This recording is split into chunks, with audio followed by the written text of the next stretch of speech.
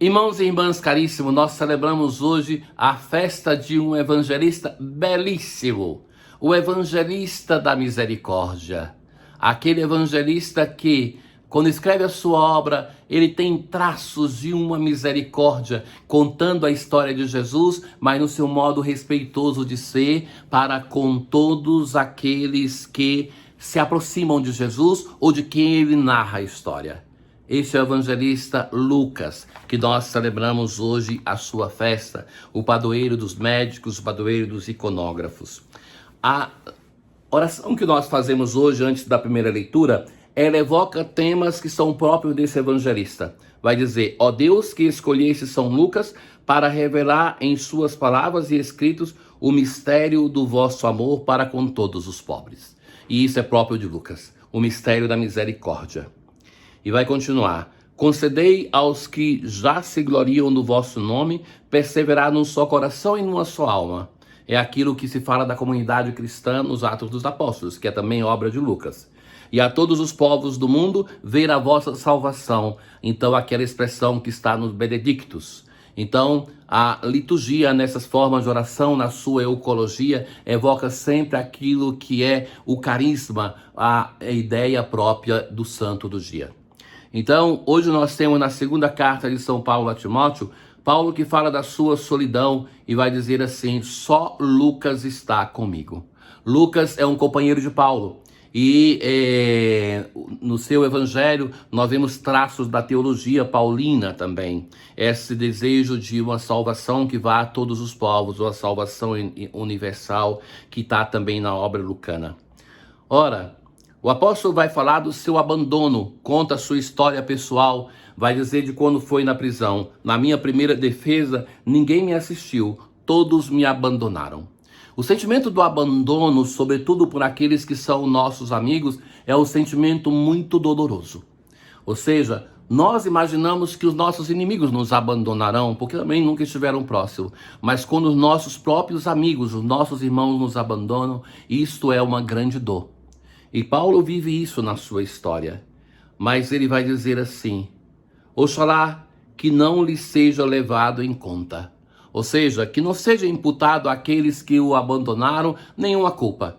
É belo isso, porque é a oração de Jesus, é a oração de Estevão nos Atos dos Apóstolos, o perdão.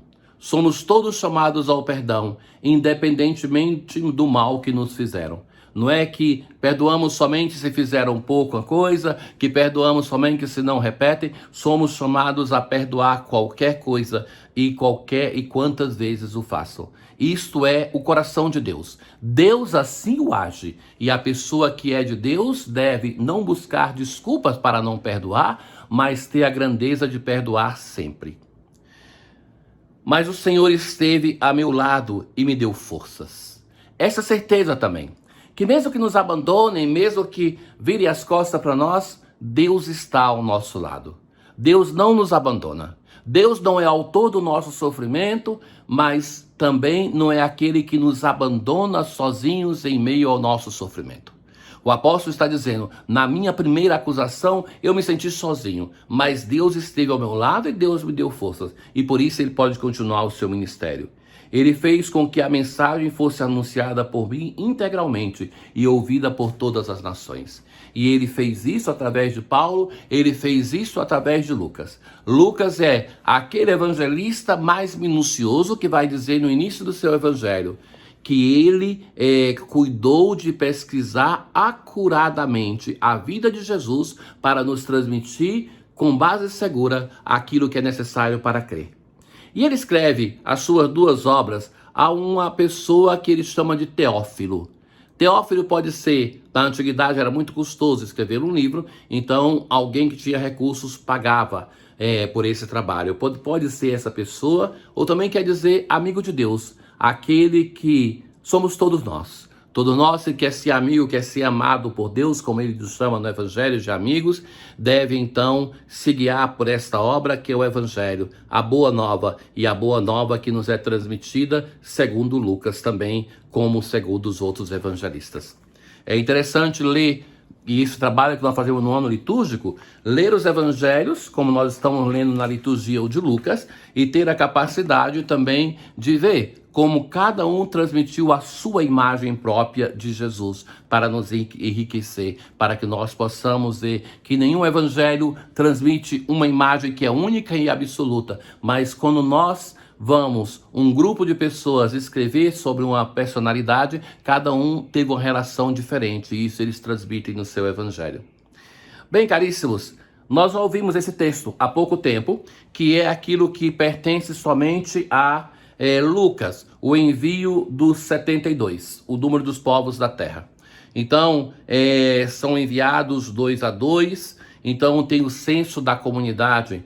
Então, aqueles elementos que são essenciais no discipulado. E 2 a 2. Também o testemunho na antiguidade válido é o testemunho de 2 pessoas. Nos lugares que o próprio Jesus tinha que ir. Então, esses aqui que são enviados a todos os povos, da onde Jesus tem que ir, mas eles também têm que cumprir as exigências de vida comunitária. Então, nós não podemos evangelizar sem uma vida comunitária, porque tem o risco de nós transmitirmos a imagem de Deus que é cômoda para cada um de nós. O evangelho se vive em comunidade, se escuta em comunidade. É uma comunidade que está nos falando e nós escutamos em comunidade. E então, Jesus vai recomendar a oração, colocando a intenção, a messe é grande, por isso pedi ao dono da messe a oração. Não é obra nossa. É obra que nós devemos viver com seriedade, mas é obra do Senhor Jesus. É Ele, o nosso Deus, que nos dá a graça de termos vocações, de termos pessoas dispostas para o apostolado. A mansidão.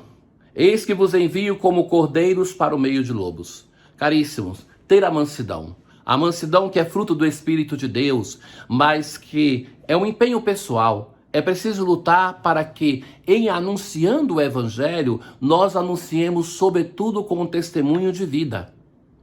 O Senhor vai colocar uma outra exigência, a exigência da pobreza. Não leveis bolsa nem sacola, não leveis nada pelo caminho.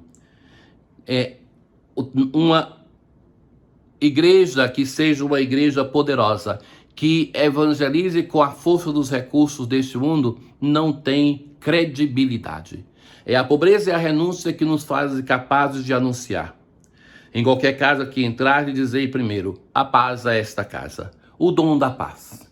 É o dom da paz que abre os corações para que as pessoas possam acolher a palavra de Deus. A paz esteja nessa casa. Se ali morar um amigo da paz, a vossa paz repousará sobre ele, senão ela voltará para vós. Permanecei naquela mesma casa. Não escolher, mas é ali que o Senhor preparou. Comei, o trabalhador merece o seu salário. O salário é simplesmente esse, o ser acolhido por aquele que pode lhe acolher, que pode lhe oferecer alguma coisa para o seu sustento. O Senhor vai recomendar que se tenha urgência, não passeie de casa em casa, porque é necessário anunciar logo, porque o reino de Deus está próximo. É necessário anunciar logo. Então ali se reúne uma pequena comunidade e esse evangelho vai passando. Quando entrardes numa cidade e fordes bem recebidos, comei o que vos servirem. Curai os doentes que nela houver, e dizei ao povo, o reino de Deus está próximo de vós. Ora, meus caros, nós vivemos hoje uma exigência de evangelização. O nosso desafio no Brasil é aquele de evangelizar os batizados. Quantas pessoas foram batizadas e não têm uma vida de igreja?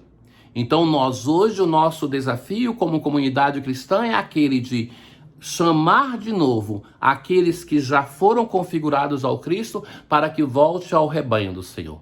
Isso é um trabalho que a igreja confia não somente aos sacerdotes, aos religiosos, às religiosas. O evangelho não fala somente para nós, mas é um trabalho que é para todos nós. Seria estranho que um cristão passasse por essa vida sem nunca evangelizar ninguém, sem ter um filho espiritual, sem fazer com que aquele evangelho que nós recebemos saia pela nossa boca. Se isso não acontece, é porque o evangelho não é recebido por nós com grande alegria. Sabe que quando nós experimentamos uma grande alegria, nós queremos anunciar. Então é isso que nós precisamos fazer com o evangelho que nós gratuitamente recebemos. Que São Lucas interceda por nós, ele que não foi apóstolo, mas escutou a pregação apostólica e se empenhou para transmiti-la, assim como nós devemos fazer. O Senhor esteja convosco, ele está no meio de nós. Abençoe-vos o Deus Todo-Poderoso, o Pai, o Filho e o Espírito Santo. Paz.